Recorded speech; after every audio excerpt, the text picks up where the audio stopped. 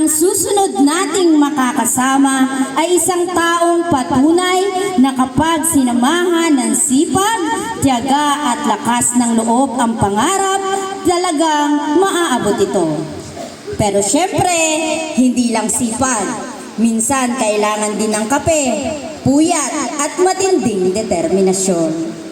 Ang ating panauhing tagapagsalita ay anak ni Ginoong Arturo Cos Robledo at Ginang Maria Teresa Roldan Robledo. Siya ay panganay sa kanilang tatlong magkakapatid. Ipinanganak siya noong 17 ng Disyembre, taong 1972 dito sa Bataan, San Juan, Batangas. Mula pa lamang sa murang edad ay kitang-kita na ang kanyang husay. Siya ay naging valedictorian dito sa Bataan Elementary School noong 2005. Ibig sabihin, habang ay ibang bata noon ay iniisip kung anong laro ang lalaruin, ay siya naman ay iniisip kung paano magiging number 1 sa klase.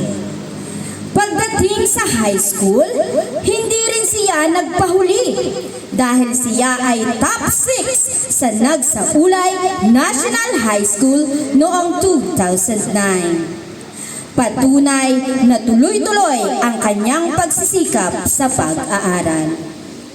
Nagpatuloy siya sa Lyceum of the Philippines University, Batangas, kung saan nagtapos siya ng Bachelor of Arts in Mass Communication noong 2013. At kalaunan ay tinapos din ang Master in Business Administration sa Batangas State University Main Campus noong 2020. Ibig sabihin, habang iba ay nag-iisip kung mag-aaral pa ba ulit, siya ay dire-diretsyong nag-level up sa buhay. Hindi lang sa akademikong larangan siya nagtagumpay. Siya rin ay passer ng Civil Service Examination, Sub-Professional at Professional at nakapasa rin sa Fire Officer Examination. Kaya, kung tutusin, marami siyang pwedeng pasukan na propesyon, pero pinili niya ang landas kung saan siya tunay na nag-e-excel. Bukod sa talino, hindi rin matatawaran ang kanyang kumpiyansa sa entablado. Siya ay naging binibining San Juan 2008, Mutya ng San Juan 2013 at Miss Lyceum of the Philippines University 2011 at nagwagi bilang Miss Prisaa Batangas at Miss Prisaa Calabarzon noong 2012. Kaya masasabi natin na hindi lang beauty, hindi lang brain, kundi beauty with brains at may confidence pa. Sa kanyang propesyon, siya ay kasalukuyang Senior Marketing Professional ng Nissan Lipa, kung saan siya ay naglilingkod mula pa noong 2013 hanggang sa kasalukuyan. Dahil sa kanyang husay sa larangan ng marketing, kinilala siya bilang top Nissan Marketing Professional sa national level noong 2019. At muli siyang nagkamit ng parangal bilang top Nissan Marketing Professional sa dealer level noong 2024 at 2025. Ibig sabihin, kung may subject kung paano magiging successful sa marketing, ay marahil ay siya na ang top student at siya na rin ang teacher. Sa ang kanyang kwento ay nagpapaalala sa atin na ang tagumpay ay hindi lang tungkol sa talino, sipag, tiyaga at pansariling kapakanan lamang, kundi tungkol din sa pagbabahagi sa iba. Sapagkat itong tiles na tinutuntungan namin ngayon ay may naging bahagi na siya nag-ambag na po siya ng 20,000 pesos para sa pagpapatiles ng entabladong ito. Kung kaya't bago pa man siya umakyat dito sa taas, ay lubos-lubos na ang ating pasasalamat sa kanya. Maraming salamat. Mga Ginoo at Ginang, ihanda na natin ang ating sarili na ma-inspire at matuto mula sa kanyang karanasan. Buong galang nating salubungin ang ating panauhing tagapagsalita, Miss Desiree Roldan Robledo. Palakpakan po natin siya. Parang nasabi ko na lahat. Alam mo, nakaka-pressure ka. Thank you, Ma'am Mercy, sa napakagandang introduction. Bago po ang lahat, nais ko po munang batiin ang lahat ng naririto ngayon, ang ating pong mga graduates, ang ating pong mga magulang, ang ating pong masisipag na mga guro, mga barangay officials, mga PTA members sa pangunguna po ng Tito Alex, sa kinatawan po ng ating mayor kay Seramin, ng isa pong mapagpalang umaga para sa ating lahat. And I would like to take this opportunity po to congratulate the graduates. Today is a celebration of your hard work, perseverance, and your dreams. I'm really thankful po and honored na naimbitahan po ako as your guest speaker today. At hindi ko po lubos maisip na makalipas po ang ilang dekada ay makakabalik po ako sa paaralang ito. Napaka-espesyal po sa akin ng Bataan Elementary School dahil dito rin po ako nagtapos ng elementarya. At dito po mismo sa entabladong ito ay nagbigay din po ako ng speech ko noon as the class valedictorian. At tulad niyo po ako noon, bata po akong punong-puno ng pangarap at pag-asa para sa hinaharap. Nandito po yung list ng 30 na estudyanteng nagtapos po ngayon.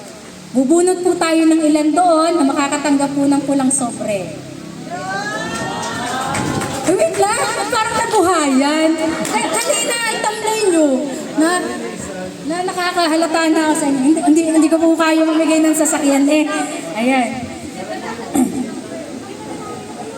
Bakit parang biglang nabuhayan kayo, ha?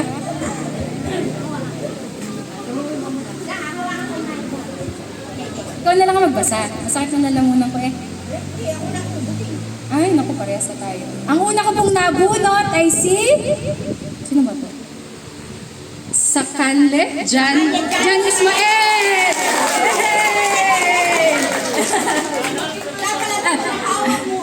Hawak mo. Halika dito, akit ka dito sa taas.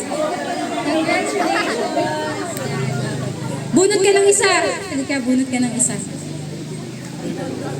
Sige, sino yung nabunot? Sa'yo nakasalala yung kinabukasan. Sige. Si? Ang aking nabunot ay si Ricardo. Ricardo! Ay, congratulations! Ricardo! Pagpasok mo pa lang, gumalaw ang gabi. Sa ilalim ng ilaw, ikaw ang sinisigawi. Bang mo'y diretso, walang alinlangan. Sa bawat Si Mikmik daw! Ayun! ilaw mo, bagsak ang dahilan. Kumpas ng musika, hawak mo ang sandali.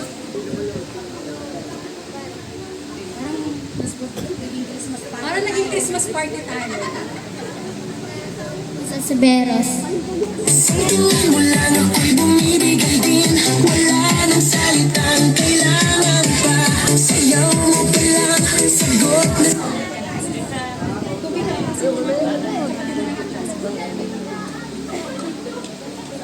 Kapatid yan.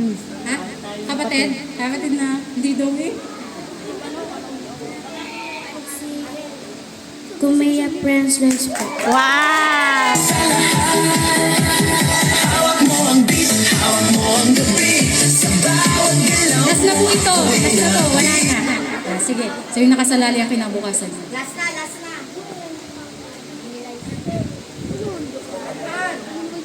Marasigan, John Adrian.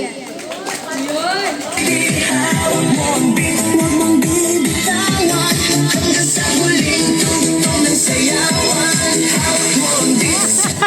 Last na eh. Thank you, Ma'am Mercy, sa pag-assist. Ha?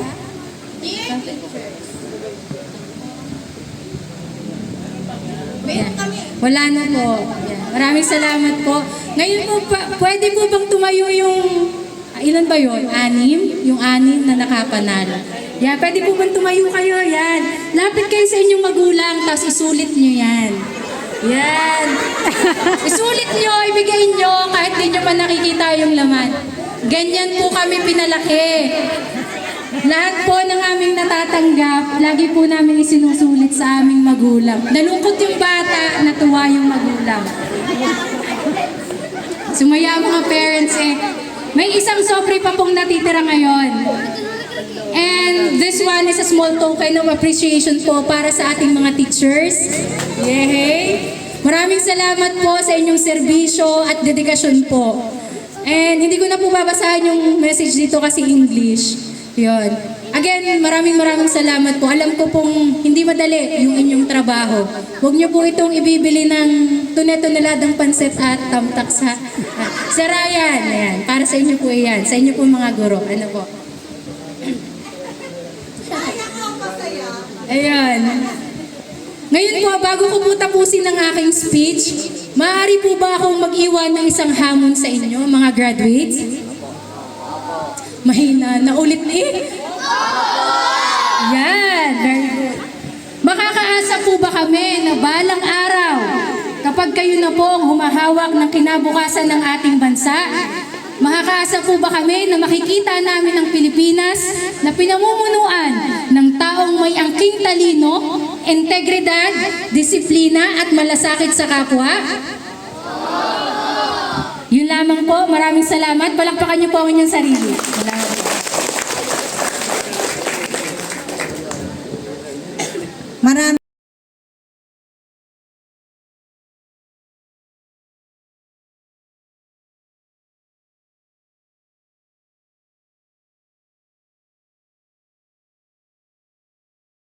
Please subscribe. Only personal use is allowed.